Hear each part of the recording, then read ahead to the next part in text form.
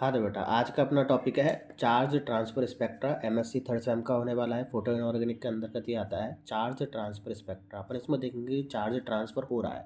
ठीक है, तो तीन तरीके से अपन यहाँ पर पढ़ेंगे इसको। लिगेंड, या तो charge ligand to metal transfer हुआ हो, या मेटल टू लिगेंड ट्रांसफर हुआ हो, या फिर मेटल से मेटल में ट्रांसफर हुआ हो। ठीक है, लिगेंड से मेटल में होता है तो ligand to metal charge transfer बोलते हैं इसको, ligand to metal charge transfer. Metal to ligand होता है तो metal to ligand charge transfer इसको अपन बोलते हैं।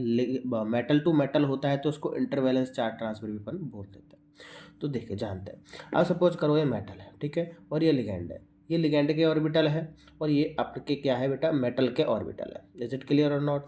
अब ये तो ठीक है, लेकिन अगर चार्ज ट्रांसफर कहाँ से हो रहा है, लिगेंड से मेटल। अगर लिगेंड से मेटल में चार्ज जाएगा तो लिगेंड के ऑर्बिटल्स जो होने चाहिए वो फिल्ड होने चाहिए इलेक्ट्रॉन से, तभी तो ट्रांसफर होगा इलेक्ट्रॉन। और मेटल का खाली होना चाहिए, भाई मेटल के पास स्पेस होगा तभी तो वो इलेक्ट्रॉन्स को लेगा। तो मेटल वाले ऑर्बिटल्स खाली है, और लिगेंड के पास भरा होगा तभी तो वो देगा। तो लिगेंड वाला भरा है तो ये वैकेंट ऑर्बिटल है जो मेटल के रहता है, और फिल्ड ऑर्बिटल है जो लिगेंड के रहता है। तो ये होता है आपका ligand to metal charge transfer.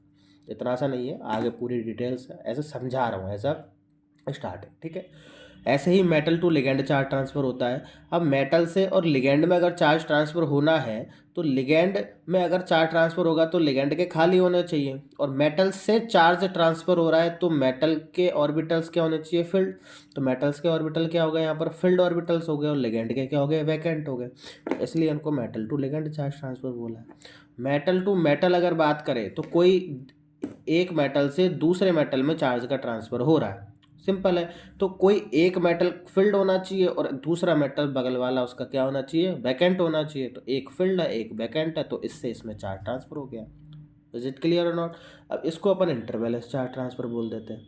अच्छा मेरे को एक चीज़ बताओ कि चार्ज ट्रांसफर स्पेक्ट्रा की जो इंटेंसिटी है वो डायरेक्टली इन्वर्सली प्रोपोर्शनल होती है क्या, डेल ई के।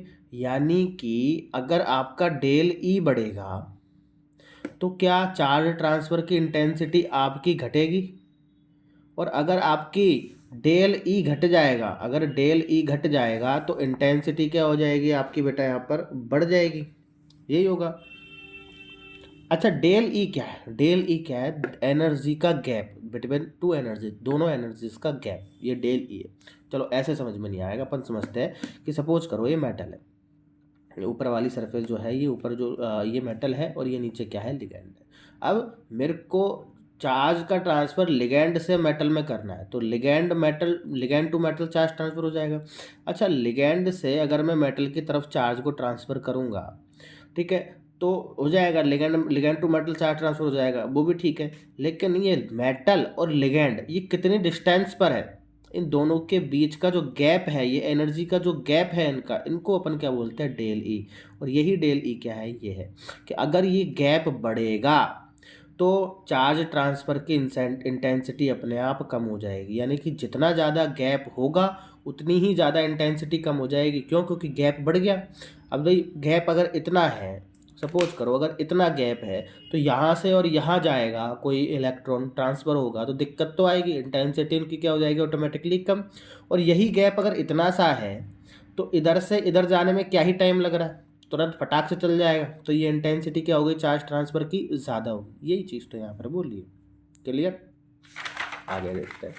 अच्छा ठीक है, सबसे पहले अपन देखते हैं metal to ligand charge transfer कि साहब ये क्या दिक्कत है। ठीक है, इसी का उल्टा लिगेंड टू मेटल हो जाएगा। कैसे होएगा, जैसे कि metal to ligand charge transfer है तो ये रहा लिगेंड आपका ऊपर, ये रहा मेटल, दोनों के बीच में एनर्जी गैप ई, दोनों के बीच में गैप है ई, तो डेल ई 1 लिख देता हूँ फिलहाल के लिए। चलो 1 को भूल जाओ, डेल ई समझ लो। अच्छा अब इन दोनों के बीच में दूरी बहुत ज़्यादा है। अब दूरी बहुत ज़्यादा है यानी कि ई, डेल ई बहुत ज़्यादा है तो इंटेंसिटी भी कम है। अच्छा कम है तो थोड़ा नज़दीक हो सकते हैं कि ये, ठीक है।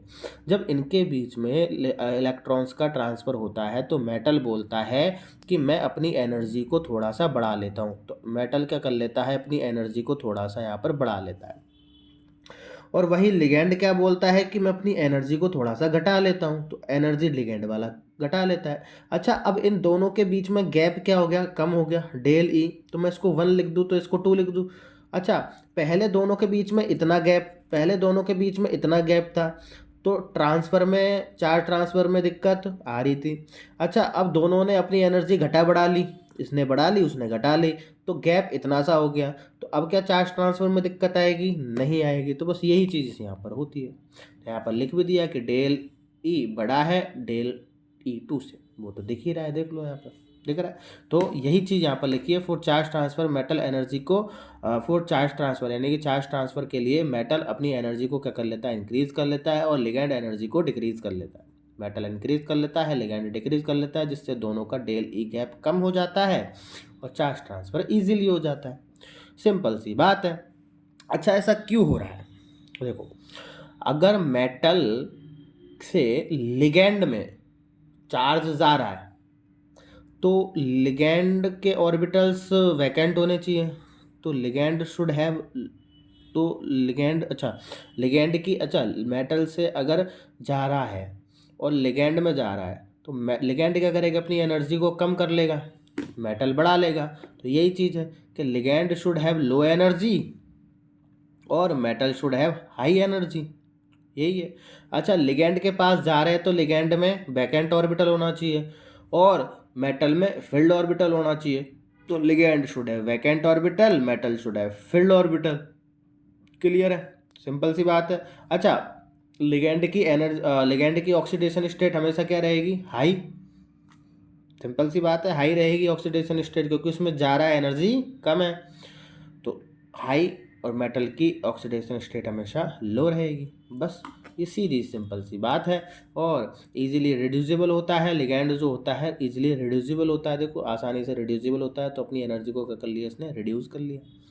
ठीक है, तो इतनी सी बात यहाँ पर अपनी क्लियर है। ठीक है, और metal should be easily oxidisable, तो ऑक्सीडाइजेबल है मतलब अपनी एनर्जी को बढ़ा लिया। ठीक है, हाँ, metal to ligand charge transfer जो होती है एक तरीके की बैक बॉन्डिंग होती है। ये पॉइंट आप हमेशा याद रखोगे क्योंकि इंपॉर्टेंट है कंपटीशन एग्जामों के तौर पर। ठीक है, metal to ligand charge transfer एक टाइप की बैक बॉन्डिंग भी होती है, इसको बैक बॉन्डिंग भी कहते हैं। अभी अपने काम का नहीं है, काम का होगा तो अपन डिस्कस करेंगे इसके बारे में। ठीक है, तो metal to ligand charge transfer क्या होती है, एक तरीके की बैक बॉन्डिंग भी होती है। Ligand to metal charge transfer नहीं होती, metal to ligand charge transfer ही बैक बॉन्डिंग होती है। क्लियर है। ऐसे ही LMCT है, अब इसका पूरा उल्टा कर देना है, मैं इसको समझाऊंगा नहीं, थोड़ा समझा रहा हूँ। ये मेटल है, ये लिगैंड है। अब लिगैंड से क्या करना है, मेटल में जाना है, तो वही एनर्जी का होगा। लिगैंड बोलेगा अपनी एनर्जी बढ़ा लूँ, मेटल बोलेगा अपनी एनर्जी घटा लूँ। पहले दोनों में डेल ई अंतर था, अब डेल E2 हो गया। पहले बड़ा था, अब छोटा हो गया, आसानी से मूव कर जाएगा। अच्छा, लिगैंड के पास should have high energy, high energy होनी चाहिए तभी तो हो गया। Ligand should have filled orbital, filled orbital है तभी तो मेटल को देगा। Ligand should have low oxidation state, low oxidation state है। Ligand should be easily oxidable, देखो ऑक्सीडेबल है तभी तो हो गया। अच्छा, metal should have low energy, ये देखो low energy. Metal should have vacant orbital, vacant होंगे तभी तो लिगैंड से ले रहा है। Metal should have high oxidation state, उसकी है। Metal should be easily reducible, देखो आसानी से रिड्यूसिबल हो गया। Is it clear on doubt? तो MLCT का उल्टा ही क्या है, LMCT है। उल्टा कर दो उसका, ठीक है, तो वही सारी चीज़ें हो जाएगी। मेटल की जगह लिगैंड रख दो, लिगैंड की जगह मेटल रख दो। क्लियर है बात?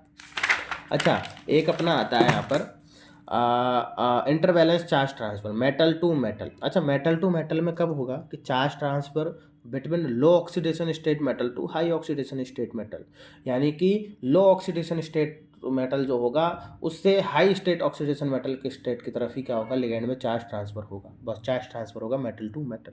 इसके एग्जांपल दो अपन को दे रखे हैं, एक तो प्रूशियन ब्लू और एक पेरीफेरो साइनाइड होता है, जो कि दोनों का ही ब्लू कलर होता है। ठीक है, देखो इसके जो मेटल है इसकी ऑक्सीडेशन स्टेट क्या है, +3, और इसके मेटल की ऑक्सीडेशन स्टेट क्या है, +2। तो ये हाई, तो low oxidation state to high oxidation state charge transfer होता है। तो लो ऑक्सीडेशन स्टेट वाले से हाई ऑक्सीडेशन स्टेट वाले में क्या होगा, अपना चार्ज ट्रांसफर होगा। इसको नहीं देखेंगे, इसको देखेंगे। ठीक है, तो लो ऑक्सीडेशन स्टेट से हाई ऑक्सीडेशन स्टेट में क्या होगा, अपना चार्ज ट्रांसफर होगा। ठीक है, तो इसलिए क्या होता है, ये दो एग्जाम्पल यहाँ पर दे रखे। तो तीनों के तीनों आपके कंप्लीट है, तीनों के तीनों आपके कंप्लीट है। ठीक है, तो ये था आपका चार्ज ट्रांसफ़र स्पेक्ट्रम। ठीक है, तो ज़्यादा से ज़्यादा वीडियो को लाइक कीजिए, शेयर कीजिए, चैनल को सब्सक्राइब करके ज़रूर जाइएगा, क्योंकि ऐसी वीडियोस आपको हमारे चैनल पर बहुत मिलती रहेंगी। ठीक है, और आगे भी आती रहेंगी। ठीक है, तो बहुत बहुत धन्यवाद आपका वीडियो देखने के लिए। मिलते हैं नेक्स्ट वीडियो में अगले टॉपिक के साथ। तो tata bye bye. I hope आपको समझ में आया होगा बहुत अच्छे से। ठीक है।